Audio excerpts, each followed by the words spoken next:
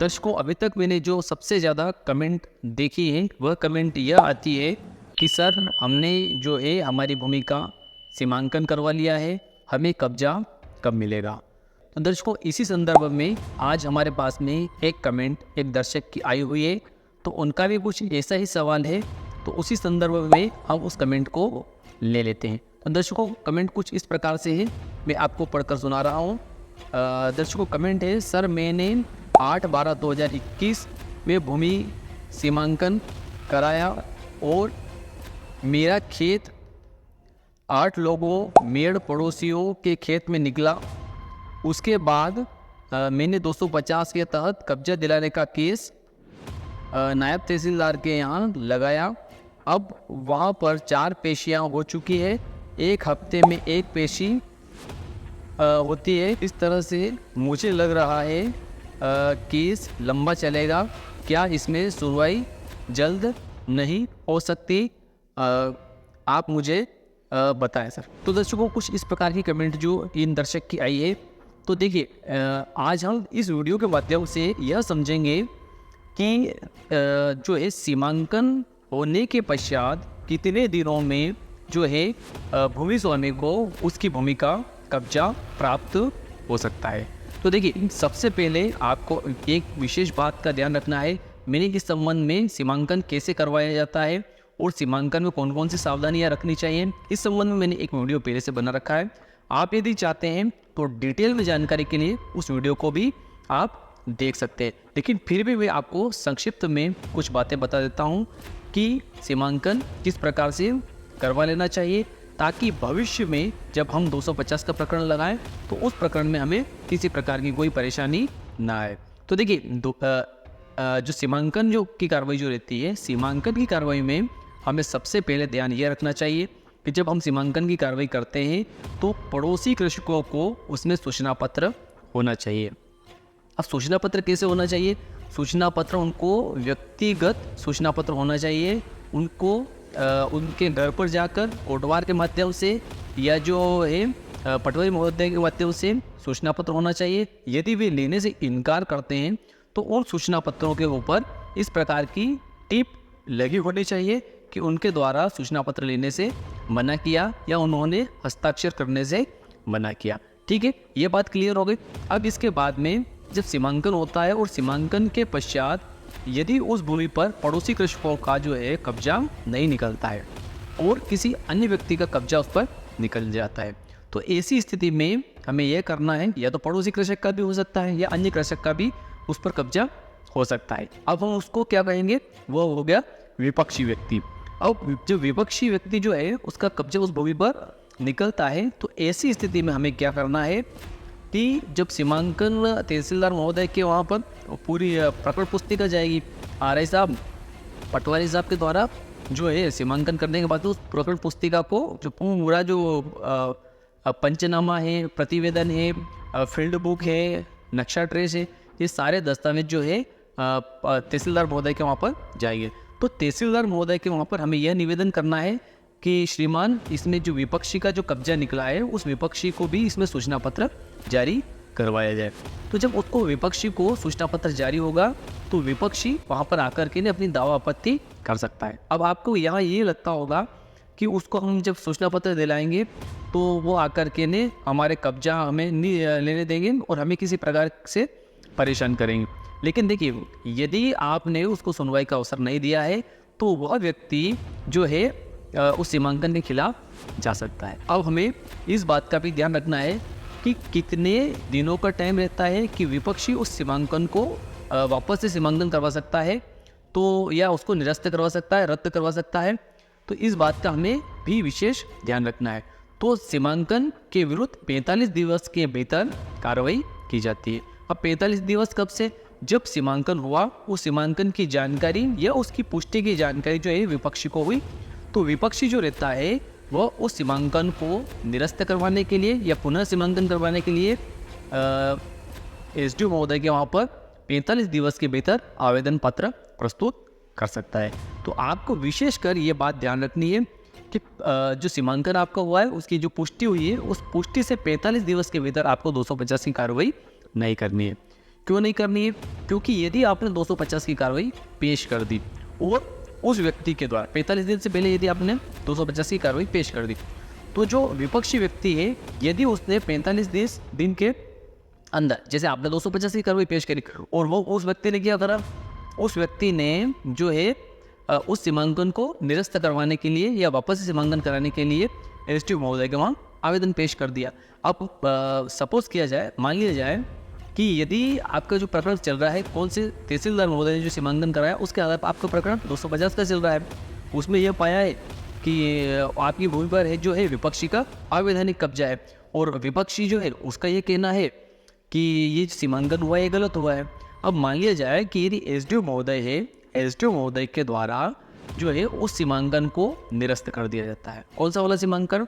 जो तहसीलदार महोदय ने सीमांकन किया था उस सीमांकन को निरस्त कर दिया जाता है और पुनः सीमांकन का आदेश कर दिया जाता है। और जब पुनः सीमांकन होता है तो उस सीमांकन में कुछ परिस्थितियां भिन्न पाई जाती हैं, अर्थात आपकी जो भूमि है उस भूमि के जो भाग तहसीलदार महोदय के सीमांकन से पाया गया था कि इतने इतने भाग पर, मान लिया जाए कि 1 बीघा जमीन पर आपकी जो है विपक्षी का कब्जा पाया गया था, लेकिन जब एसडीओ महोदय सीमांकन करवाते हैं तो एसडीओ महोदय के सीमांकन में जो है ये पाया जाता है कि आपकी 1 बीघा जमीन पर कब्जा न होकर के आपकी केवल आधा बीघा जमीन पर ही जो है विपक्षी का कब्जा है। तो ऐसी स्थिति में आपका धारा 250 का जो प्रकरण है वह जो है वो प्रचलन योग्य नहीं बचेगा। क्यों नहीं बचेगा? क्योंकि उस प्रकरण में जो आपने दस्तावेज लगाए हैं उसमें जो आपने प्लीडिंग की है, मतलब आपने जो लिखा है वह ये लिखा है कि आपकी 1 बीघा भूमि पर जो है अनावेदक के द्वारा मतलब विपक्षी के द्वारा कब्जा किया हुआ है। लेकिन उस सीमांकन को जिसके आधार पर आपने 250 का केस लगाया उसको एसडीओ महोदय के द्वारा जो है निरस्त कर दिया।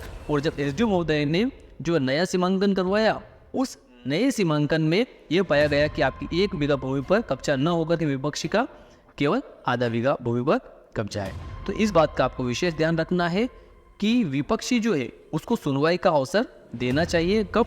जब सीमांकन होता है तब। और दूसरी बात यह है कि विपक्षी को अपन ने सुनवाई का अवसर तो दिया, लेकिन साथ ही साथ हमें 45 दिन तक रुकना है। कब? जब सीमांकन हुआ तो सीमांकन से हमें कम 45 दिन तक रुकना चाहिए और यह प्रयास करना चाहिए कि आपने जो सीमांकन किया है, करवाया है, उस सीमांकन की सूचना जो है विपक्षी को हो चुकी है और उस जो उसकी जानकारी को लगभग 45 दिवस हो चुके हैं। तो उसके बाद में यदि आप 250 का प्रकरण लगाते हैं तो 250 का प्रकरण आप क्या होगा वो हम डिस्कस आगे कर लेते हैं। देखिए 250 का प्रकरण यदि आपके द्वारा सीमांकन के आधार पर लगाया है तो सारी कार्रवाई जो है, जो सीमांकन में कार्रवाई होती है, सीमांकन में कार्रवाई कौन कौन सी होती है, देखिए ये पेपर आपको लगाना जरूरी है। वैसे मैंने 250 के संबंध में एक वीडियो बना रखा है, आप उस वीडियो को भी देख सकते हैं। अब 250 की कार्रवाई में आपको कौन कौन से पेपर लगाने हैं?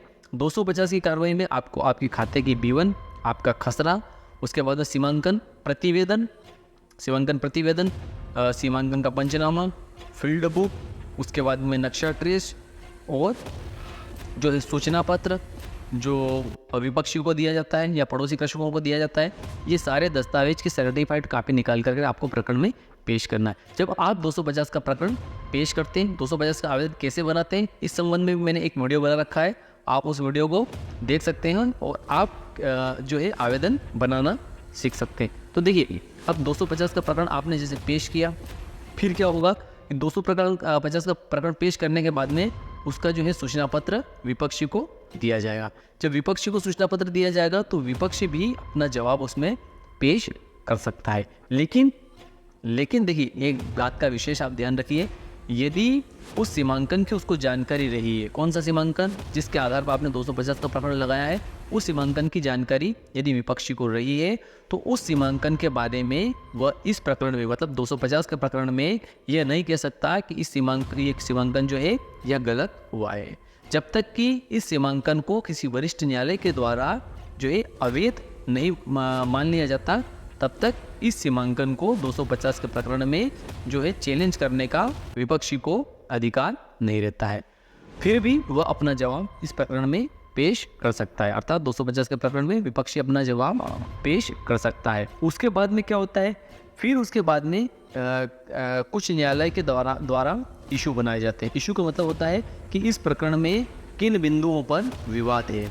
जैसे कई बार ये होता है कि जो विपक्षी रहता है उसके द्वारा जो है वाद प्रश्न बनवाए जाते हैं, या जो है आवेदक जो है इसके द्वारा भी कई बार वाद प्रश्न बनवाए जाते हैं, या फिर जो न्यायालय है उनके द्वारा भी वाद प्रश्न बना दिए जाते हैं। मतलब उनके उस प्रकरण में कुछ मुद्दे तय किए जाते हैं कि इन मुद्दों पर जो है प्रकरण पक्षकारों को प्रमाणित करना है, मतलब अपना अपना पक्ष उनको प्रमाणित करना है।